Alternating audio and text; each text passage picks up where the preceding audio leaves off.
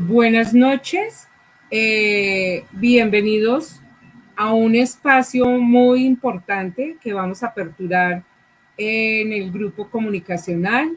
En el día de hoy vamos a dar inicio con unas entrevistas muy importantes porque van a ser con los miembros a nivel individual, a los miembros asambleístas fundadores de la Corporación Movimiento Psicopolítico, Psicología y Salud Mental para Todos. En el día de hoy nos encontramos con una invitada muy especial y con nuestro compañero de lucha, que ha sido el mentor, como lo dice César, eh, nuestro colega Andrés Paz, quien fue el protagonista del inicio de todo esto que estamos haciendo y viviendo cada uno de nosotros. Y nos encontramos con la colega Liliana Bautista, eh, que nos está acompañando desde la ciudad de Santa Marta. Entonces, le damos la bienvenida inicialmente al colega Andrés. Hola, Gloria Nidia, buenas noches Liliana. Gracias Buenas por estar noches, acá y Gloria. por estar creando este momento. Esto es un momento de creación mágica, o sea, de crear este documento audiovisual para testimonio de nuestros colegas y para la posteridad, para que se vea el origen que tuvo todo este movimiento y pues qué alegría tenerte acá, Liliana, y gracias, Gloria Nidia, por hacer este ejercicio de construcción de memoria. Bueno, muchas gracias. Entonces le damos el inicio y la bienvenida a nuestra primera invitada de estos espacios de memorias, que efectivamente yo creo que los vamos a llamar provisionalmente así, espacios de memoria, a la colega Liliana Bautista. Buenas noches. Muy buenas noches, Gloria. Buenas noches, Andrés. ¿Cómo están? Bueno, bienvenida. Entonces, queremos, como el propósito es visibilizarnos con el grupo gremial, con la base gremial del movimiento. Y inicialmente queremos que nos hables un poquito de ti como a nivel personal, como muy a grosso modo, a nivel personal, quién es Liliana Bautista. Bueno, inicialmente nací en Bogotá, viví mis primeros 22 años o 23 años en Bogotá, siempre con la idea de salir a conocer Colombia. Eh, Me encanta este país. Y comencé a trabajar recién egresada, bueno, estudié en la Universidad Nacional de Colombia, Psicología, y inmediatamente empecé a trabajar en territorio antioqueño con un programa presidencial en ese momento, que posteriormente fue el Ministerio de Justicia y del Derecho, en un programa llamado Conciliación. Primero Conciliación y Equidad y después Conciliación y Equidad. Estaba recién emitida la Constitución Nacional de Colombia y empezamos un grupo de recién egresados y algunos estudiantes a promover la conciliación desde el punto de vista de la promoción también de la Constitución Nacional de Colombia. Entonces empezamos a recorrer el país, las zonas rurales, a conocer un poco todo lo que pasaba en Colombia. Eh, Después de estar en Antioquia durante unos 2 años más o menos, tuve algunas dificultades con la guerrilla. No les gustaba mucho este tema de conciliación, los trabajos comunitarios que se estaba realizando y tuve que huir de Urabá, de Antioquia, y me trasladé para Santa Marta, buscando como un lugar bien apartado de la influencia de la FARC en ese momento. Entonces aquí me consolidé con el trabajo, continué con el trabajo de conciliación y ya me dediqué también a estudiar más, hice una maestría en desarrollo familiar. Eh, He trabajado durante muchos años como terapeuta de pareja y de familia. No es mi permanente trabajo, pero sí Me encanta el trabajo de familia y de pareja, entonces por lo general mantengo pacientes, mantengo uno o dos pacientes al año, de tal forma que el ejercicio profesional lo voy manteniendo porque lo que no se practica es el.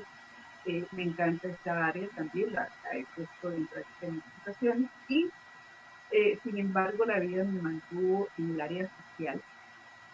Estuve muchos años en el Ministerio de Justicia y el Derecho aquí en la Corte Atlántica, promoviendo la conciliación con los abogados, con los jueces, con la comunidad también, en diversos ámbitos y también en la vida académica. Empecé a funcionar entonces como docente universitaria de abogados, dictando los cursos de conciliación y promoviendo la escucha activa, la programación lingüística, la capacidad de escuchar activamente. Y de allí después pasé a la universidad, a la docencia universitaria con psicólogos, cuando comenzaron a aparecer la facultad de psicología aquí en Santa Marta.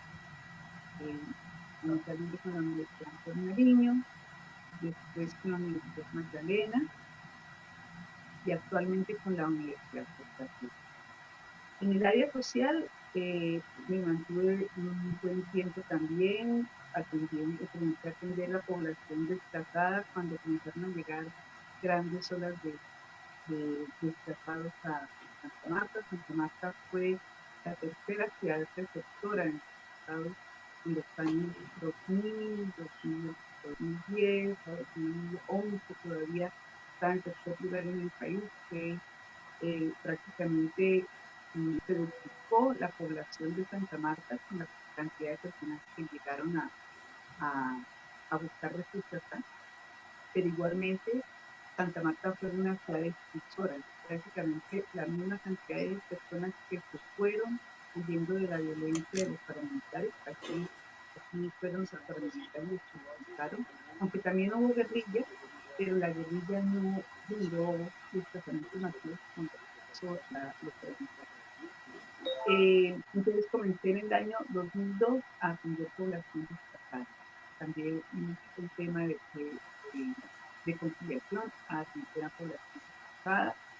Empecé a trabajar y a conocer todo el tema de la del restablecimiento socioeconómico, trabajé con economistas, con administradores de empresas, unos equipos muy interesantes de trabajo, hicimos algunos experimentos, digámoslo así, con la población que atendíamos para mirar cómo podíamos ayudarles a que mejoraran rápidamente sus condiciones. En esa época todavía no hablábamos de resiliencia, hablábamos más de restablecimiento social.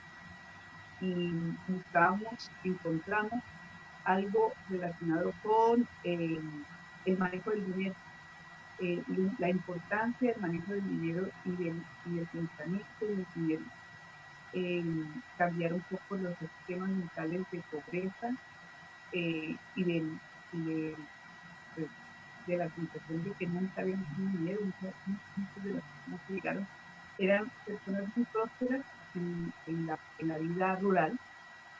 Nos contaban que nunca les había faltado nada, que tenían agua en cantidades, que tenían animales, que tenían comida, que tenían frutos, todo lo que quisieran lo tenían y no tenían que tener dinero.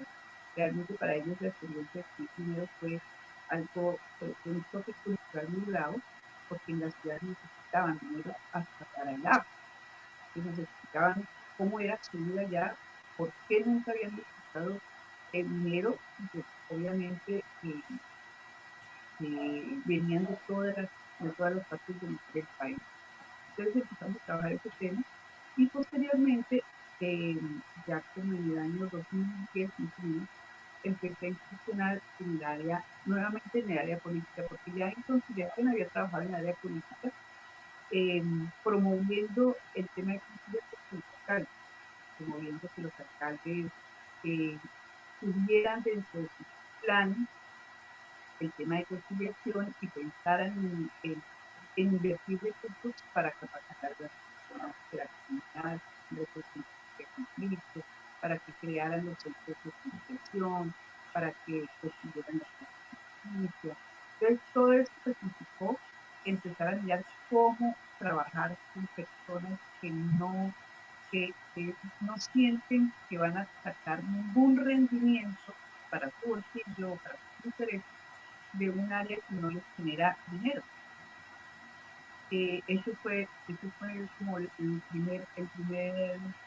la primera experimentación de área política. Como venía de Antioquia, en Antioquia fue una relacionamiento con los alcaldes de mucha dinámica. En Antioquia las respuestas siempre eran no, lo que me propone está muy poquito, tan poquitas personas, no, si lo hacemos más grande, de pronto me divido, y entonces empezamos, era como que siempre la negociación era en torno a buscar mejores condiciones o que se diera mucho mejor el tiempo. Cuando llegué a la costa, eh, empecé a descubrir que el pensamiento y la relacionamiento con los alcaldes era diferente. Aquí todos los alcaldes me decían que, pero ninguno ejecutaba nada. Los recursos que necesitamos acá fueron de cooperación internacional o de nivel nacional, pero de los alcaldes no se logró ningún aporte significativo, de pronto su presencia incluso era muy escasa. Entonces empecé a revisar mucho en cómo lograr incentivar, motivar a los alcaldes, cómo motivar a este grupo de alcaldes que tenían unas diferencias tan significativas con las que había trabajado en Antioquia. Actualmente trabajo todavía con los alcaldes en la comisión de las políticas públicas de atención a las víctimas para la reparación integral. Se busca que dentro de los planes de desarrollo se encuentren los planes de acción territorial enfocados a la reparación, a los retornos de los desplazados, a la reparación colectiva de los pueblos que fueron atacados por ser unidos, por estar asociados, o por indígenas, afro, que les generara algún malestar a los grupos armados. Entonces, ahora en este momento en que se requiere todo el proceso de restitución, pues requerimos que los alcaldes se motiven, entonces constantemente tenemos que estar revisando qué estrategias se pueden utilizar para motivar, incentivar que los alcaldes inviertan recursos en la población víctima. Vuelven a hacer más o menos lo mismo que pasaba con conciliación, ¿no? Son inversiones que no les genera una motivación intrínseca. O sea, ellos vienen motivados a hacer cosas que los deje plasmados eh, que les deje la historia. Entonces, ¿qué los deja en la historia? Puentes, carreteras, y adicionalmente que son recursos con los que pueden también generar muchos contratos y generar grandes derechos para ellos, para sus familias, para sus amigos. Mientras que en estos procesos de reparación, aunque también requieren obras, se requieren obras en lugares donde normalmente los recursos humanos no. Así que las estrategias para lograr motivar a los alcaldes tienen que estar constantemente cambiándose, promoviendo de pronto, por ejemplo, concursos entre los alcaldes y que ellos sepan que están, pero ellos compiten y esa sensación de competencia ayuda a motivarlos para que participen y para que inviertan. Ese es uno de los temas en los que podemos motivarlos positivamente. Entonces, para eso empezamos a mirar, a estudiar un poco más todo lo que nos da, todas las herramientas que nos da la psicología social, todo lo que implica el cómo lograr la influencia social, cómo lograr que se motiven entre sí, cómo lograr que el tema quede eh, plasmado para ellos, como que sea importante para ellos y quieran participar. Entonces, es necesario estar permanentemente estudiando un tema de psicología social para poderlo aplicar en psicología. Son dos áreas que van totalmente de la mano. Pues aquí hemos aprendido mucho en esta área, hemos logrado en algunos momentos de la historia algunos avances. Eh, en otros momentos, de pronto, la misma institución no quiere continuar con las mismas estrategias y paraliza los procesos, lamentablemente, porque cambian mucho los personajes, cambian los directores, no a todos les gustan las mismas estrategias, o no a todos les gusta hacer estrategias, lo consideran que debe haber como un esquema, y el esquema que mandan de Bogotá no siempre aplica para la región. La región Caribe tiene un estilo de relacionamiento muy diferente. eh, Se tiene que conocer, por ejemplo, que para aquí, para la cultura de acá, la música es súper importante, mientras que en otras regiones no es tan importante la música. Entonces, hay que motivar tanto a las comunidades como a los gobernantes para que participen y a través de la música se pueden hacer. Pero a nivel nacional no siempre consideran que esa sea una buena estrategia, porque como se hace en Bogotá, para muchos directivos, en Bogotá es Colombia. Y eso es uno de las grandes barreras con las que yo tuve que trabajar durante todos estos años para lograr articular lo que pasa aquí con las estrategias que funcionan aquí. Lo que funciona en Bogotá no siempre funciona en las regiones y no en las regiones. Entonces, bueno, ha sido un proceso de aprendizaje. Eh, como en esa dinámica que anda vivida actualmente, y entre la academia y el trabajo con las comunidades y con las gobernantes, con, los, eh, con todo lo que implica también la dinámica local y la dinámica.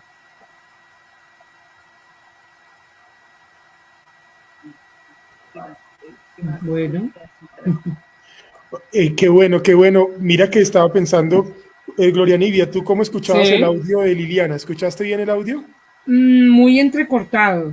De verdad, Entonces, Sí, sí, estaba como muy bajito, pero bueno, igual lo miraremos y si algo, pues miramos a ver qué hacemos, pero ajá, o importante si lo todo. repetimos, no sé. Sí, no, pues hagámosle que igual seguimos porque pues, si alguna cosa lo vamos a repetir, no hay problema, pero es que se me dificultó para escuchar. Pero bueno, No. sí. digamos Y que había espacios donde se quedaba la imagen también congelada. sí, de pronto es, pues, sí, exacto. Pero bueno, sigamos, lo revisamos y luego miramos, ¿listo? Ujú. Vale, Bueno, vale. Listo. listo. Entonces, está claro entonces que todo este proceso que has vivido tú a nivel profesional en las diferentes regiones donde has trabajado, deja en evidencia que, pues, prácticamente la psicología en general y la psicología social en particular, pues, fundamentan muy bien lo que estamos caminando y desarrollando desde diferentes frentes a nivel gremial, que es este asunto de la psicología política. ¿Tú crees que la psicología política, además de esas raíces epistemológicas en la psicología social y en otras áreas de la psicología, ¿tú crees que la psicología política sea una rama de la psicología que pueda también desarrollar o que ha venido desarrollando también su propia epistemología, o sea, su propia base, sus propios hallazgos y que podemos hablar propiamente dicho de una psicología política y no de una derivación o de una extensión de la psicología social? ¿Tú cómo ves eso? Bueno, yo sí creo que ya se está consolidando como una tecnología propia, pero sin embargo, las raíces vienen de la sociedad. O sea, no le veo que se pueda desligar de la sociedad, como la sociedad no se puede desligar de la clínica. Es como una cadena, creo yo. Sin embargo, ya tenemos actualmente una formación de la psicología política como una rama especializada en todo lo que implica el trabajo en la toma de decisiones para gobernar, tanto de toma de decisiones de los ciudadanos, como cómo logramos que los ciudadanos sean cada vez más conscientes en su toma de decisiones o cómo lograr que los ciudadanos sean partícipes de esa toma de decisiones y cómo lograr que los gobernantes tengan, tomen decisiones adecuadas para el bienestar común. Es como lo que veo que profundiza la psicología política, mientras que la psicología social no profundiza en la toma de decisiones, profundiza más en las influencias, en las relaciones, en todo lo que implica los grupos sociales, ¿cierto? Entonces, allí la psicología, vuelvo y digo, la psicología política y la psicología social van de la mano, pero ya la psicología tiene su propia especialidad.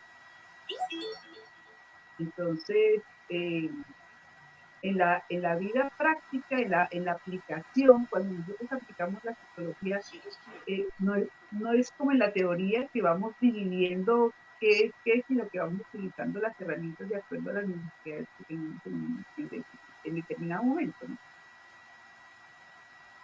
Creo yo. Bueno, muy interesante. Es como tú le das como una apreciación de una similitud entre la psicología social y la psicología política. ¿Tu enfoque específico es psicología social o qué enfoque específico has venido construyendo a través de tu historia profesional? Sí, es que sí tengo mis bases en la psicología social. Es de lo que más, obviamente, he aplicado en la mayoría de los contextos. Pero la psicología política, cuando se aplica la psicología política, es psicología política. O sea, realmente cuando hay que generar incidencias para que queden plasmadas documentos que permitan generar unos planes de política pública, estamos haciendo política, ahí estamos haciendo política. Pero cuando estamos incidiendo en esos planes y adicionalmente utilizando todos los conocimientos de la psicología para lograr posicionar el tema, para lograr promover que los recursos y los esfuerzos se vean reflejados en el bienestar general y adicionalmente, pues estamos haciendo política, estamos haciendo psicología, porque realmente vamos estudiando, o sea, ya como que uno siendo psicólogo no se puede llegar de ser psicólogo. Todo el tiempo estamos analizando como los estilos de pensamiento de los grupos con los que estamos atendiendo o de las personas con las que nos estamos relacionando. Vamos mirando con este alcalde cómo puedo motivarlo, qué tipo, qué estilo de gobierno está generando. Entonces, aquí estamos aplicando psicología. Realmente siempre ya no nos podemos desligar de ser psicólogo, a pesar de que estemos en el área de política. Creo que esa es una diferencia, porque es que he trabajado, por ejemplo, con economistas, he trabajado con ingenieros, ¿cómo se llaman estos ingenieros de procesos? Ahora se me fue el nombre de los ingenieros de procesos, ingenieros industriales. Y el enfoque es muy diferente. O sea, realmente tienen un enfoque diferente, mientras que nosotros nos enfocamos en las personas, en las relaciones, en las formas de comunicarnos y en cómo logramos generar esta influencia. O sea, el trabajo del psicólogo en la política tiene unos resultados, creo yo. Me gusta eso que acabas de decir, Liliana, el trabajo del psicólogo en la política. Y me gustaría que conversáramos puntualmente de dos aspectos que me parecen claves, y es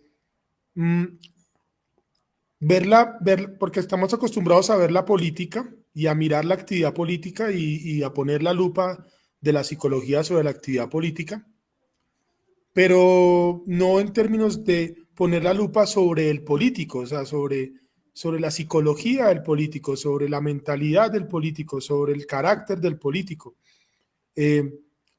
¿Cómo te parece a ti esa pretensión de como psicólogos, poder llegar a evaluar psicológicamente a los políticos y mirar su competencia e incluso su misma salud mental.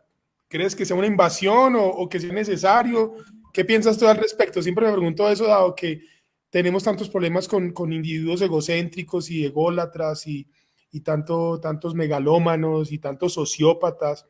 ¿Será que el psicólogo político no tiene ahí un campo de acción? ¿Tú qué crees, Liliana?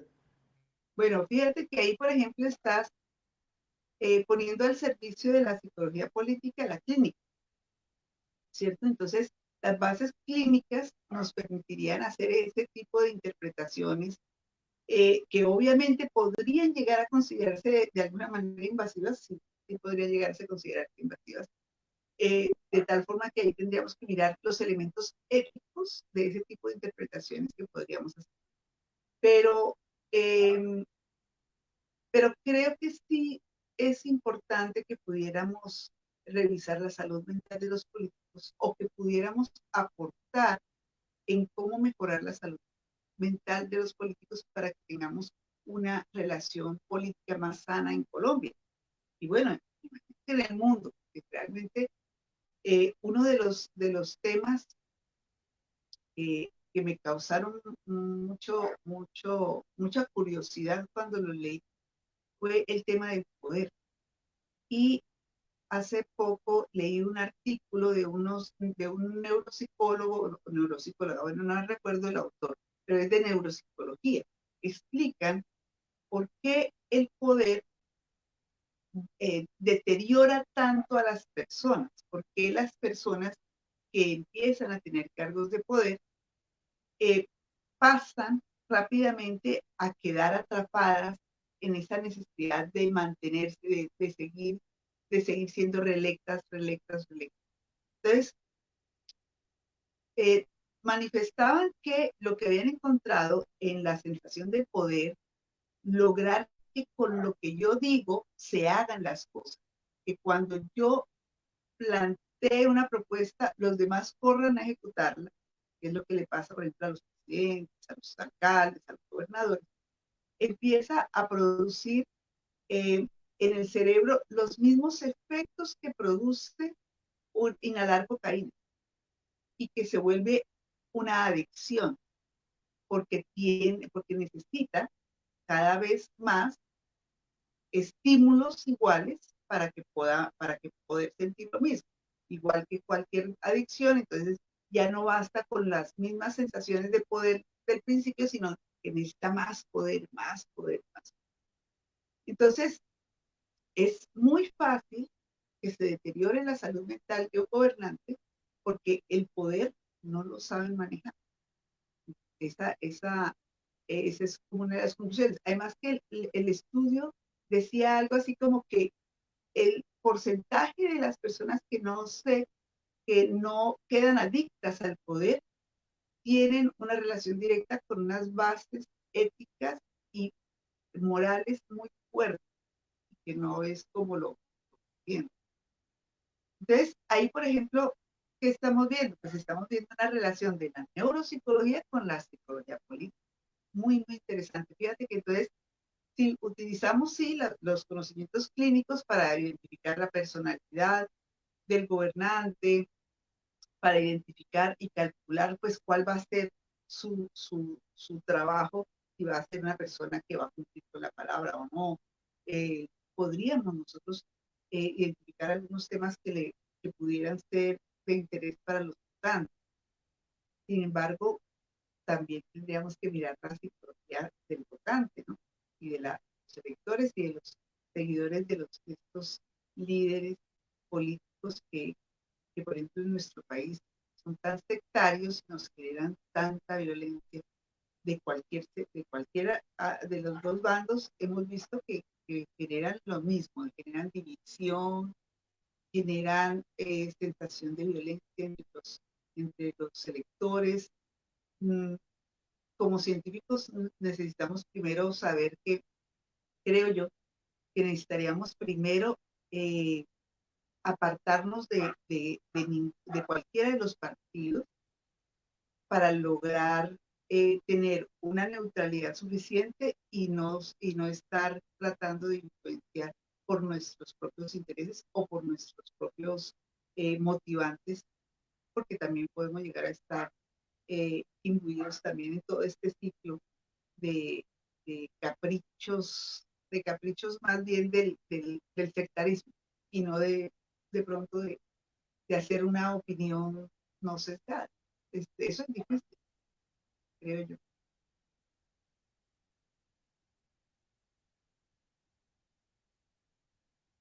Dale, Perdón. Gloria. Muy Última pregunta interesantes. Sí, muy para que interesantes se esos oriente. puntos de vista, pero bueno, porque el tiempo nos apremia y se nos fue un poquito. Es importante que de pronto tú en esta pequeña entrevista nos puedas transmitir de una manera muy breve y concisa, eh, primero, cómo llegaste al movimiento psicopolítico, ¿sí? Y para ti, ¿qué significa ser parte de esta organización? Bueno, vi una publicación de una colega que decía movimiento psicopolítico. Y como llevo leyendo de psicología política un buen tiempo, pues me llamó mucho la atención, además porque en la publicación la colega mencionaba algo sobre la ley de salud mental. Y creo que la ley de salud mental debe cambiar, debe modificarse, aunque no le he dedicado tiempo a hacer mis aportes, pero sí creo que es parte de lo que más me motivó de acercarme al movimiento político. Así que le escribí a mi colega y le pedí que me contara cómo hacer contacto con ese movimiento. Mi colega no está en el movimiento, ella salió del país, empezó a hacer una nueva vida, entonces me dejó los contactos y no me acuerdo, creo que contacté a Andrés, Uh -huh. creo que primero fue Andrés o Germán, o sí, Andrés, contacté a Andrés, o Andrés fue que me contactó. Y me encantó saber que estaban como en este proceso de construcción desde la perspectiva de cambiar la legislación existente, que está demasiado desfasada de la realidad, que es la ley de salud mental. Entonces, eso fue lo que más me motivó, me sigue motivando el tema.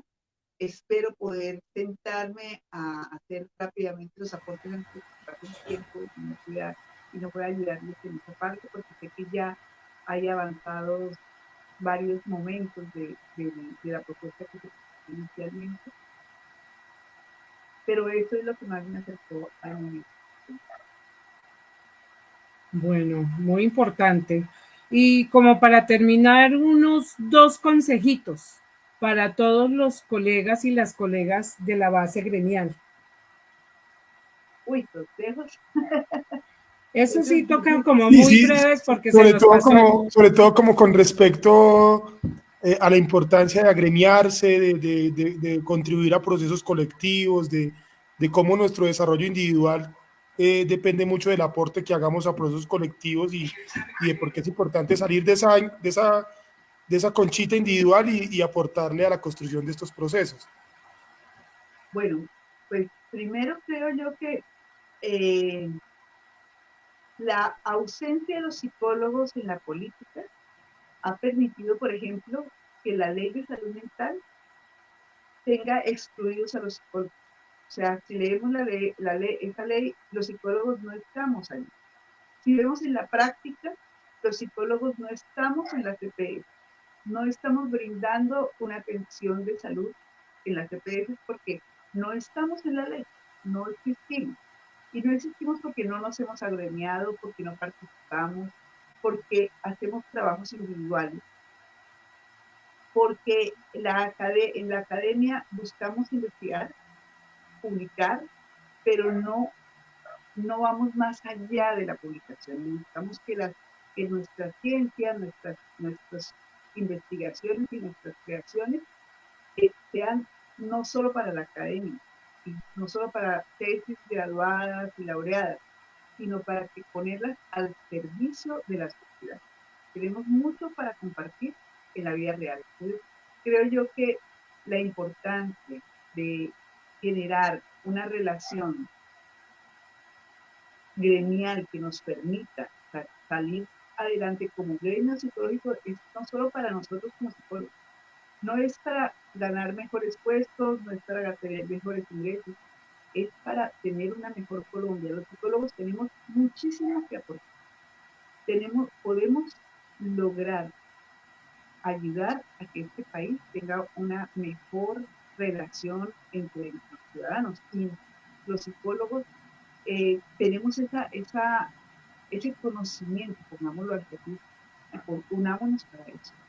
Podemos lograrlo y podemos generar mucha injerencia y mucha influencia en la vida política, no solo a nivel nacional, en el Congreso, que ya este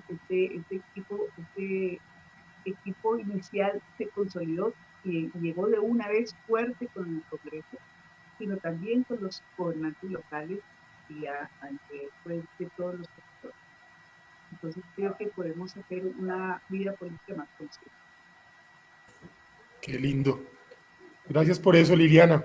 Mira que no es gratuito que hayamos iniciado este camino contigo. O sea, realmente el espíritu del movimiento tiene sus intenciones y qué bueno que tú seas la que nos inicies en este camino porque creo que es muy claro, ¿no? O sea, ese llamado al psicólogo a comprometerse con su profesión, con su sociedad, con su gremio y entender que si queremos crecer profesionalmente tenemos que comprometernos con estos procesos. Realmente, más allá de cualquier retribución de todo tipo, está es lo mucho que crecemos al conectarnos con otros colegas y al recibir su influencia, ¿no? Entonces, gracias por eso, Liliana, de mi parte, y es un honor que tú nos estés acompañando, la verdad. Le das más estatus, le das más prestigio, le das más credibilidad, le das más pergaminos, en el buen sentido de la palabra, a este camino y te lo agradezco con todo el corazón. Yo no imaginé que ese camino inicial llegara hasta este punto y que tuviera personas como tú en este proceso. Muchas gracias, Liliana. Muchísimas gracias a ti por crear estos espacios, Andrés. Excelente, y yo también estoy muy honrada de estar en este equipo. Muchas gracias. Bueno, Liliana, muchísimas gracias por todos tus aportes, por esa disposición de colaborar al gremio y esta participación activa es un granito más a todo lo que queremos con todos los colegas para que aprendamos a trabajar de una manera mancomunada y unida para hacernos más fuertes como gremio. Muchísimas gracias por tu colaboración. Qué bonitas experiencias y no quedan más palabras, sino muchas gracias. Muchas gracias a ustedes también. Feliz noche. Feliz noche. Estés muy bien. Hasta luego. Gracias.